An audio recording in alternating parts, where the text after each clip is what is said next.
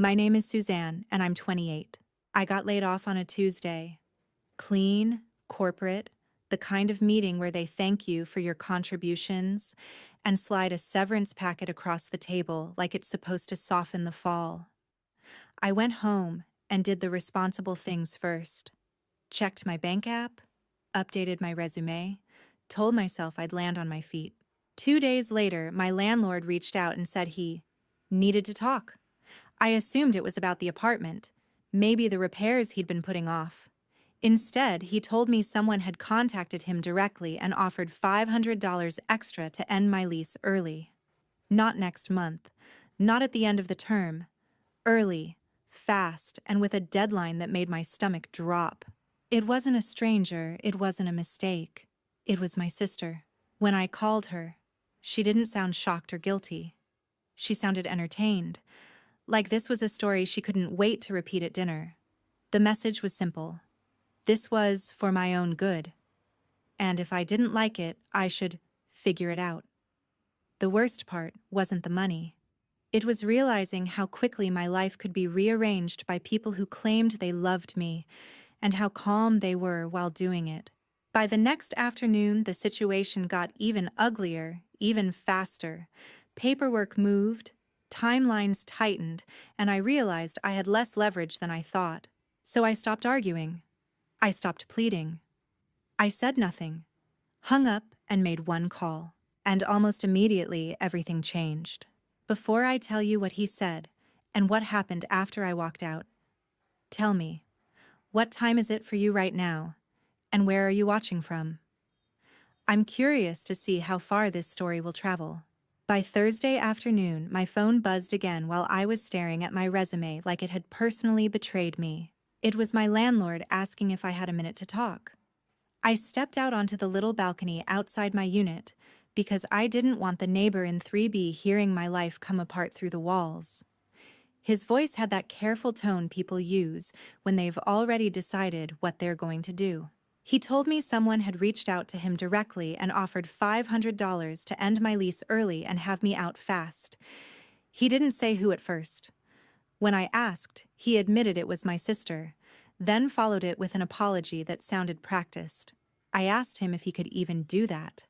My original lease term had ended months ago, and it had rolled into month to month. Normally, that meant notice and time.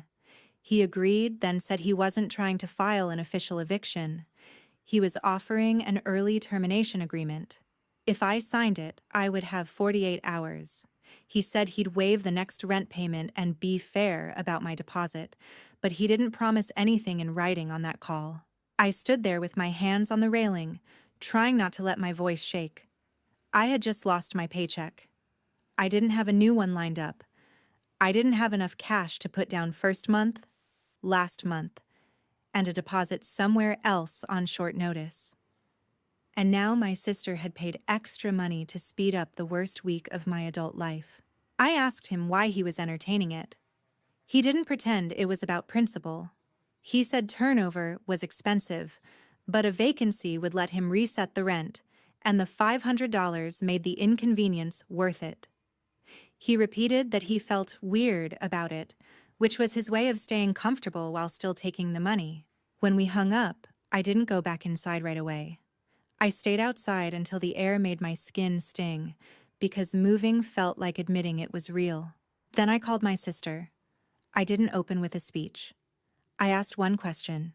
Did you pay him to do this? She didn't deny it. She didn't sound guilty either. She talked like she was doing me a favor, like this was a push I needed. She kept it light, almost amused, as if my housing situation was a storyline she could control. The message underneath her tone was simple. This was happening, and I was supposed to take it. I ended the call before I said something that would get used against me later. After that, I called my parents. I wasn't asking them to fix my life. I wasn't even asking for money. I asked if I could stay with them temporarily while I figured out work and housing, because I did not have a backup plan that fit into 2 days. They said no. Not after thinking it over. Not after asking questions. Just no. Delivered calmly. like it was a boundary they were proud of. My dad framed it as a lesson. My mom framed it as motivation. They used the kind of language that makes cruelty sound responsible. They kept saying love while refusing basic shelter. When I ended that call, something in me went quiet. I stopped expecting a sudden reversal, stopped waiting for someone to remember they cared. That evening, I walked my apartment like it was a checklist. I opened closets. I counted boxes I didn't own. I made 3 piles on the floor: essentials, replaceable, and impossible. I checked the trunk of my car and realized it wasn't a solution. It was just a container. I tried one more option before midnight. I texted a friend I hadn't spoken to in a while, someone who once said I could crash if I ever needed it. The message was read. No reply. I stared at the screen until my eyes hurt, then set the phone down and told myself I wouldn't beg twice in one day. Near 1 in the morning, my landlord sent a follow-up text asking for my answer by the next afternoon so he could plan accordingly. It wasn't a threat on paper, but it wasn't friendly either. It was the kind of message that reminds you who has the keys. I set my phone face down on the counter and started packing a bag, not because I agreed with what was happening, but because I finally understood the reality of my position. People who were supposed to have my back were coordinating my collapse, and I was the only one left to decide what came next. The next morning, I drove back to my building with an empty trunk and a tight feeling in my throat. I told myself I'd keep it practical, get in, pack what mattered, and leave without making it a scene. The parking lot looked normal from the street, the kind of place where nothing dramatic ever seems to happen, but the moment I stepped into the hallway, I knew I was already late to my own life. My key didn't work. I tried it twice, then once more slower, like that would change the outcome. The lock had been replaced. I stood there for a second, staring at the doorknob like it was a stranger's. My name was still on the mailbox. The door just wasn't mine anymore. I looked down the corridor and saw the piles before I reached them. Cardboard boxes, trash bags, a laundry basket I recognized, a shoe rack I'd bought online because it was cheap and good enough. Everything I owned was stacked along the wall as if it had been sorted by someone who didn't care whether it stayed clean, dry, or intact. A couple of neighbors walked by and didn't make eye contact. I couldn't blame them. In their place, I would have done the same. There's a specific kind of humiliation in seeing your life reduced to whatever fits in a box, especially when you didn't get to decide the timing. I crouched and started checking what was there. Some of it was intact. Some of it was not. A glass frame had cracked. One trash bag had torn open, and a spill of clothes and bathroom stuff had smeared across the floor. I gathered it back up with shaking hands, not because it was precious, but because leaving anything behind felt like admitting I wasn't coming back. I called my landlord and asked him why he had changed the locks before I had even cleared out. He didn't argue with me. He gave a calm explanation about liability, about not wanting me to come and go while he was preparing for a turnover. He said my things were accessible, so I wasn't being denied access. The words were tidy. The reality wasn't. I stopped talking before I sounded desperate. Packing became triage. I grabbed documents first, then my laptop, then the small things that become emergencies when you don't have a home. Medications, chargers, the one jacket that actually keeps you warm. I loaded what I could carry into the car and kept going back for more, trying to ignore how exposed I felt each time I walked down that hallway. At some point, I realized I was making decisions based on weight instead of value. I held a box of books for a second, then put it back down because it was too heavy and I didn't have the space or the strength. I told myself I'd replace them later, even though part of me knew that was a lie. People tell themselves to stay calm. When the trunk was nearly full, I sat in the driver's seat and stared at the steering wheel until my vision blurred. I wasn't crying in a dramatic way. It was more like my body was leaking stress because it didn't know where else to put it. I drove to a larger lot a few miles away, somewhere I thought I could park without drawing attention, and I spent the afternoon inside the car making lists I couldn't afford to complete. Find a job, find a room, find a way to get money fast without doing something that would haunt me. My phone battery was low from all the calls I'd made, and I kept dimming the screen to stretch it. Night came early in the way it always does, when you're watching the clock instead of living your life. I locked the doors and tried to sleep sitting up. The air inside the car went stale. Every sound outside felt too close. The seatbelt buckle dug into my hip whenever I shifted. I watched headlights sweep across the windshield and flinched each time because I didn't know what I would say if someone tapped on the glass and asked what I was doing. By morning, my neck hurt, my mouth tasted like old coffee, and my nerves felt raw. I drove back toward the same area out of habit, like routine could protect me. I pulled into a different lot and told myself I'd use the bathroom somewhere, wash my face, look human again.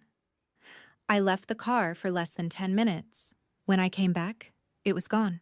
For a second, I just stood there, blank, staring at the strip of asphalt where it had been, waiting for my brain to catch up. Then I saw the posted sign about towing restrictions and permits, the small print nobody reads until it ruins their day. I checked the corners of the lot like maybe I'd parked in a different row. I hadn't. I called the number on the sign with hands that wouldn't stop trembling. A bored voice confirmed it had been towed. There was a fee to release it, plus daily storage. The number he quoted was more than I had available, and he said it like it was an ordinary fact, not the final punch to someone already on the ground. I asked what I was supposed to do. He gave me instructions, not sympathy. I stood on the sidewalk with my phone pressed to my ear, listening to directions to the impound office, and the world narrowed down to the simplest truth. The one place I'd managed to turn into shelter had just been taken from me. My trunk wasn't just packed with stuff. It was packed with the things I couldn't replace quickly, and now it was locked behind a gate I couldn't afford to open. I ended the call and looked around, trying to decide which direction mattered. Cars passed. People went about their Saturday errands. Nobody knew my life had been emptied out in less than 48 hours. I started walking because standing still felt worse, and because I didn't have anything else left that could move. A couple miles later, my feet carried me into the one place that didn't ask questions as long as you looked like you belonged. It was a grocery store I'd been to 100 times. Near the front entrance, beside the bakery, there was a small coffee counter with a few tables. It wasn't cozy, but it had Wi-Fi, outlets, and a bathroom. That was enough. I bought the cheapest thing on the menu, a small drip coffee, and took a seat where I could keep my back to the wall. My phone was barely alive. I plugged it in and watched the battery crawl upward, trying to ignore the fact that my car, my clothes, and most of my life were sitting behind a locked gate I couldn't afford to open.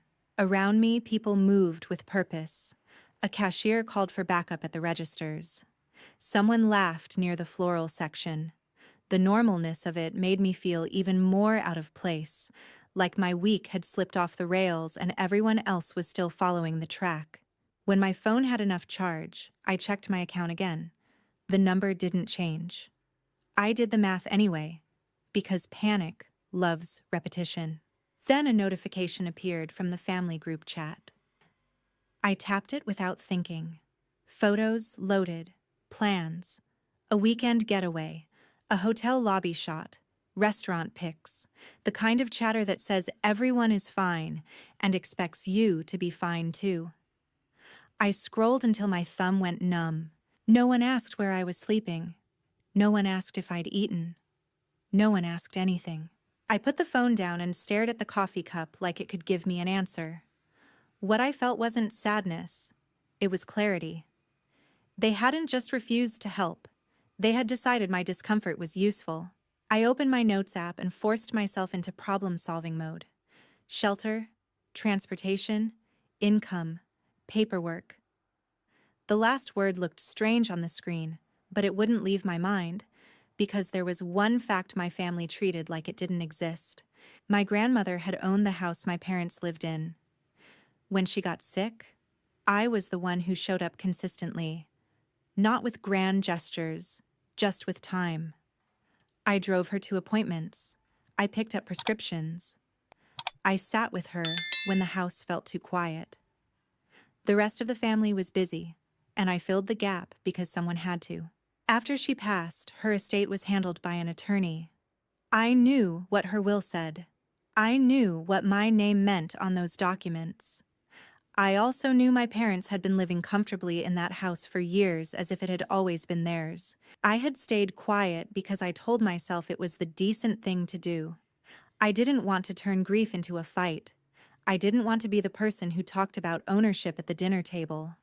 So I let the silence stand, and I paid what needed to be paid, thinking appreciation would show up eventually. Sitting in that grocery store coffee corner, I finally admitted the obvious.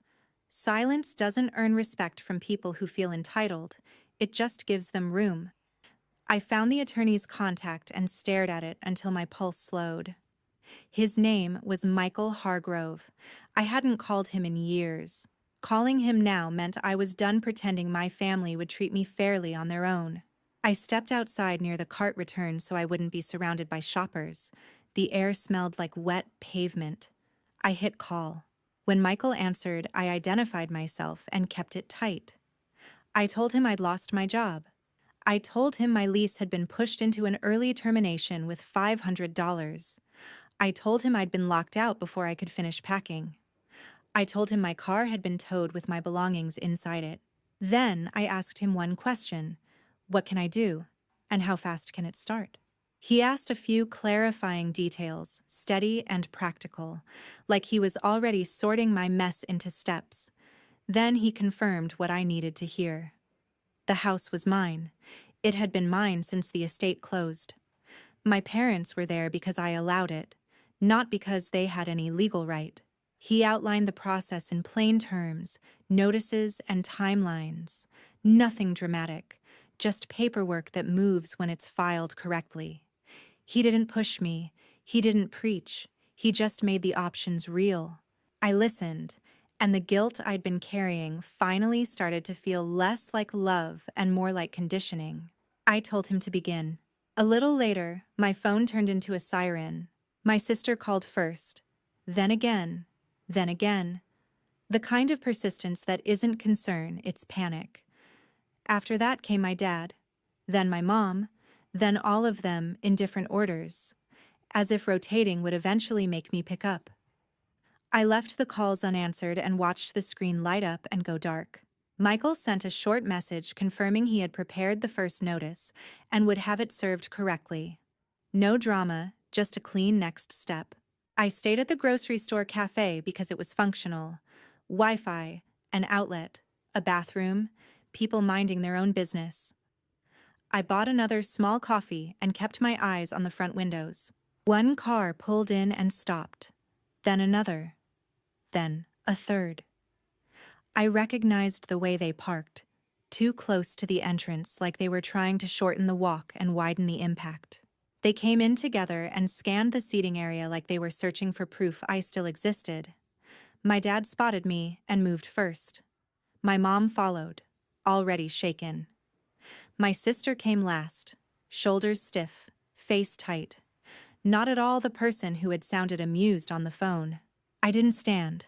I stayed where I was and let them crowd the table. They started talking over each other, trying to force a conversation into the shape they wanted. My dad's tone was controlled but sharp. My mom sounded like she was trying to cry quietly. My sister kept looking at my phone, like it was the weapon she couldn't take away. I waited until there was a pause and asked one question. How did you find me? Nobody answered cleanly. They didn't need to. They had been calling nonstop. And when I didn't respond, they went looking in the places I used to go when I needed Wi-Fi and space. It wasn't love. It was containment. My dad finally asked what I had done. His hands were shaking, and he hated that I could see it. I told them I had spoken to Michael Hargrove about my grandmother's estate. That sentence landed like a weight. My dad went still. My mom blinked hard like she was trying to rewind. My sister's confidence collapsed into calculation. My dad tried to move the discussion outside, somewhere private. I said no. He asked what I wanted, like we were negotiating terms instead of addressing what they had started. I kept it simple. I wanted my belongings back, not when it's convenient, but soon enough that my essentials didn't get ruined or tossed. I wanted my car situation handled in a way that didn't require money I didn't have, which meant someone in this family needed to undo the mess they helped create. And I wanted them to prepare to leave the house they were living in, because it was mine. My mom gripped the edge of the chair. My dad's jaw tightened. My sister looked offended, as if ownership was an attitude problem. They each tried a different angle. Tough love, a mistake, helping. Different words, same intent. Get me to back down, get me to sign something, get me to accept that they could rearrange my life and call it guidance. I didn't argue. I told them the only fact that mattered. My sister paid $500 to accelerate my eviction, and the two of them supported it. A store employee passed by and glanced at our table. My dad lowered his voice and shifted into negotiation mode, asking if I could pause whatever was in motion, promising support if I would just stop. I told him I wasn't interested in promises that appeared only after I had leverage. My mom started talking about family. I let her finish, then asked her what she thought would happen when you push your daughter out right after she loses her job. She couldn't answer. My sister finally asked the question she had been avoiding. Did I really own the house? I said yes. Her face drained. My dad stared at the tabletop. My mom looked between us with a new kind of shock. I stood up, picked up my bag, and told them they needed to start making plans that didn't involve me absorbing the damage. Then I walked away toward the aisles, leaving them at the table with nothing to control but their own panic. Over the next week, my family didn't calm down. They escalated. My dad stopped calling like a parent and started calling like someone trying to manage a problem. My mom left long voicemails that sounded gentle until you caught the message underneath. If I cooperated, things could go back to normal. My sister bounced between anger and fake warmth, as if the right tone would unlock me. Michael kept me on rails. He told me what paperwork would be delivered, what timelines mattered, and what not to say on recorded lines. Once the notice was in motion, my dad's panic sharpened. He asked to meet privately. I refused. I agreed to a public place with cameras and people around. He arrived talking fast, trying to frame what they'd done as discipline, not cruelty. He called it tough love. He used the word love like it was a shield. I didn't debate the philosophy. I told him the practical truth. I had been pushed out with a deadline I couldn't meet. My belongings were scattered, and my car was locked behind an impound gate I couldn't afford. He tried to pivot into negotiation. What would it take for me to stop? I told him I wanted my property treated like property, and I wanted my name untangled from his debt. Years ago, when he expanded his consulting work, he had asked me to co-sign a business loan. I was barely out of my teens. He called it a formality. I signed because I trusted him, and because refusing him in that house always had consequences. Michael had explained what the bank paperwork meant. The loan still had a balance in the neighborhood of $40,000. If it went bad, my credit would bleed with his. I told my dad I wanted off it, either through refinancing or repayment, and I wasn't accepting another vague promise. He said it couldn't happen quickly. He said banks didn't move that fast. He said I didn't understand business. I told him I understood enough to know he had used me. The next call came from someone outside the family. A man introduced himself as Ethan Caldwell, my dad's business partner. He asked to meet and talk through options.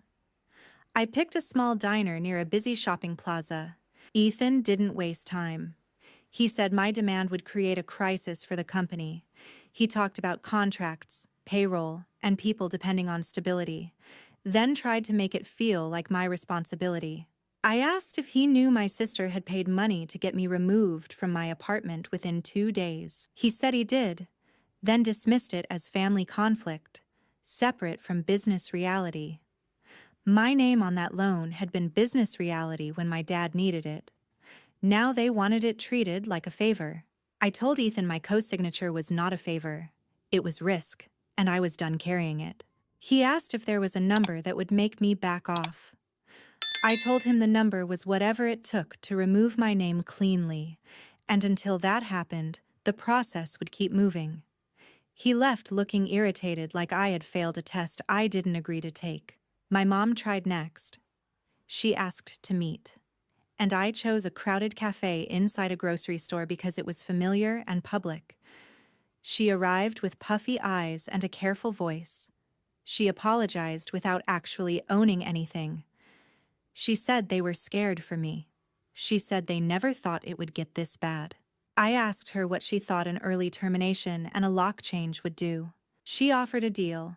If I dropped the notice, they would help me job hunt, connect me with better opportunities, and support me while I got back on my feet. It sounded generous until you heard the condition. Give up leverage first, then accept their control again. I told her I wasn't a project. She accused me of punishing the whole family and warned me I was breaking something that couldn't be repaired. She expected that to scare me into compliance, and it almost worked. Not because I wanted them back, but because I finally understood what they valued. They valued the version of me that stayed quiet. After that, my sister started sending messages that rewrote history, framing herself as the reasonable one. I didn't answer any of it. Near the end of that stretch, my dad's texts turned frantic. He wrote about the bank, a review, and paperwork issues tied to the house, like the ground was shifting beneath him and I was supposed to stabilize it. I read the messages, put the phone down, and let the consequences keep moving forward, exactly as filed. A few days later, the calendar stopped feeling theoretical. The notice did what notices do. It put a deadline on denial. Michael kept everything clean and properly served, and my dad learned the hard way that paperwork doesn't pause for family meetings. I kept moving like someone who still had to survive. I applied for jobs from library computers, kept my voice steady in interviews, and tried not to think about how most of my clothes were still locked in my car at the impound lot. Michael sent a formal request to the lot asking for a brief hold on any auction timeline while I arranged retrieval. It wasn't guaranteed, but it bought time. Ethan called again near the end of the month. He didn't try to lecture me about loyalty this time. He said the bank had gotten nervous once the loan demand hit their system, and their biggest client was asking questions. He wanted a settlement that removed my name from the business loan fast. Michael negotiated directly. I didn't sit across from anyone and trade feelings. The offer that landed in writing was $30,000 as a settlement to release my portion of the co-signer obligation and remove my name from the loan going forward. It was clean, immediate, and enforceable. I accepted. When the money hit my account, I didn't celebrate. I went straight to the impound lot, paid the fees, and got my car back before it could become another permanent loss. I opened the trunk and touched my own things like they were proof I hadn't imagined the last 2 weeks. Then I paid off the small financial damage that had piled up during the chaos and set aside a chunk as an emergency fund, because I never wanted to be that exposed again. My parents moved out on the deadline. There wasn't a heartfelt goodbye. There wasn't a moment where everyone suddenly understood. They packed, they loaded a truck, and they left for an apartment they could afford. My dad's business didn't collapse overnight, but it took real hits. Strained cash flow, shaken clients, and the kind of stress that doesn't disappear just because you want it to. My sister took hits too, just in a different way. That $500 she'd tossed at my landlord wasn't spare cash. It had gone on a card. And once the family's money got tight, her funny idea turned into real payments she couldn't dodge. She tried to blame me for the fallout, but blame doesn't lower an interest rate or repair a relationship you burned for entertainment. My mom tried one last time to pull me back into the old pattern. She asked what would make things right. I told her the honest answer. Nothing could put us back where we were, because the version of family they wanted required me to accept mistreatment without consequences. That was over. I changed the locks the first day the house was empty, set up mail forwarding, put cameras on the doors, and froze my credit with all 3 bureaus. Not because I was paranoid, but because I had learned what entitlement looks like when it gets desperate. My dad sent a text later that night listing how hard things were for them, like struggle was a coupon that erased what they had done. I read it once and didn't respond. I blocked numbers one by one, including my sister's. I told Michael that any future contact would go through his office. A week later, I started a new job. It wasn't a miracle. It was stability. I bought basic furniture, replaced what was damaged, and kept my budget tight. The house felt quiet, but it also felt safe, and that mattered more than nostalgia. Here's what I took from all of it, and what I hope you take too. People will call you selfish the moment you stop being convenient. They will label your boundaries as cruelty when those boundaries block their access. If someone can harm you and still expect your loyalty, they don't want a relationship, they want a supply line. Family can be a source of strength, but shared DNA is not a lifetime contract. Respect is the contract. If respect isn't there, you are allowed to choose distance, even when it hurts, even when other people don't understand. If you're in the middle of something similar, protect the practical pieces first. Know what's in your name. Read what you sign. Keep copies. Build a small emergency fund if you can, because survival gets expensive fast. And if you need to set a boundary, set it clearly, then protect it. Thanks for staying with my story. If you've ever had to choose between keeping the peace and keeping your dignity, leave a comment with what helped you and subscribe so you don't miss the next one.